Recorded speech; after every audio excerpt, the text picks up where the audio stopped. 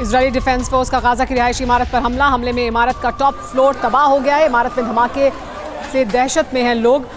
तस्वीरें सामने आई हैं किस तरह से इमारत का टॉप फ्लोर पूरी तरह से तबाह हो गया। आसपास के लोगों में दहशत है इस घटनाक्रम के बाद। अगली बड़ी खबर आपके सामने। नेतन्याहू ने महिला रेजिमेंट को सलाम किया है। वीरता के लिए महिला जवानों का सम्मान करते हुए नेतन्याहू को देखा गया। ये तस्वीरें आपके सामने हैं। अपनी कुशलता से मार गिराए दर्जनों हमास लड़ाके इन महिला सैनिकों ने।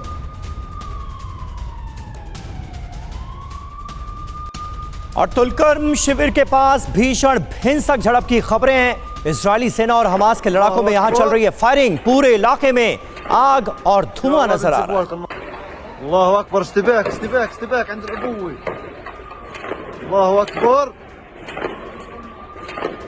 إن شاء الله بنسفوها القناة। एक और बड़ी खबर आपको बता दें, हिजबुल्लाह और हमास के इजराइल पर हमले लगातार जारी हैं। उत्तरी सीमा पर हिजबुल्लाह की गोलाबारी जारी है। दक्षिणी इजराइल पर हमास ने दागे हैं रॉकेट। आज डबल अटैक से थर्रा उठे इजराइल के कई इलाके।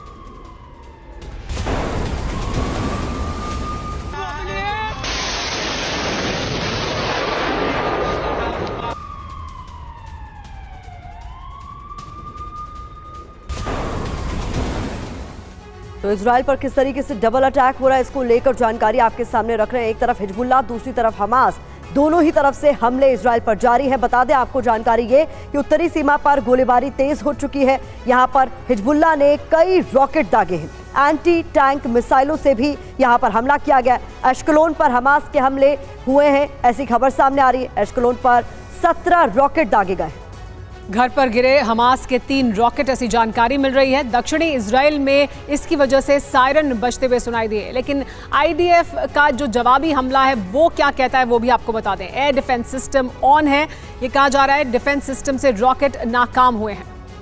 जी हां, हिजबुल्लाह के ठिकानों पर हमले भी लगातार आईडीएफ की तरफ से किए जा रहे हैं। जवाबी कार्रवाई के तौर पर वायुसेना की एयर स्ट्राइक का सिलसिला भी यहां पर जारी है। तो एक तरफ हिजबुल्लाह इजराइल को निशाना बना रहा है और दूसरी तरफ इजराइल की तरफ से लेबनान की जमीन पर किया जा रहा है पलटवार।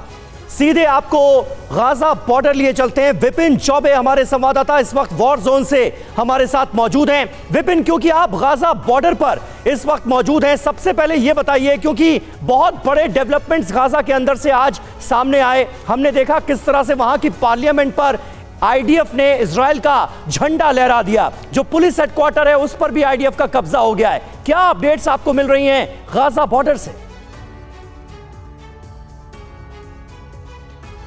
देखिए, बहुत हद तक बढ़त मिल चुकी है इस वक्त इजरायली डिफेंस फोर्स को। और आज समीर, जहां पर मैं खड़ा हूं, जहां से इस वक्त आपको रिपोर्ट कर रहा हूं, यहां इतने हमले पिछले 11-12 दिनों मुझे हो गए इजराइल की धरती पर, लेकिन इतने हमले मैंने आज तक नहीं देखे।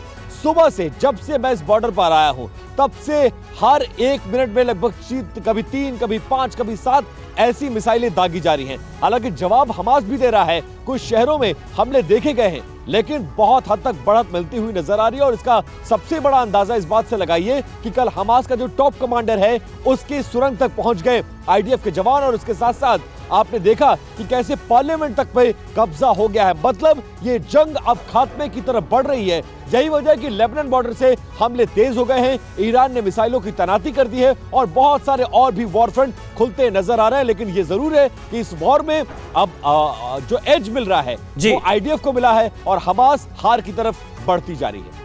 बिल्कुल बने रहे आप विपिन चौबे, आप हमारे साथ गाजा बॉर्डर से हमारे सहयोगी विपिन चौबे पल पल की अपडेट से हमें करा रहे हैं वाकिफ। जहां विपिन मौजूद हैं उसके बस चंद किलोमीटर दूर ही जबरदस्त हमलों का सिलसिला अभी भी जारी है।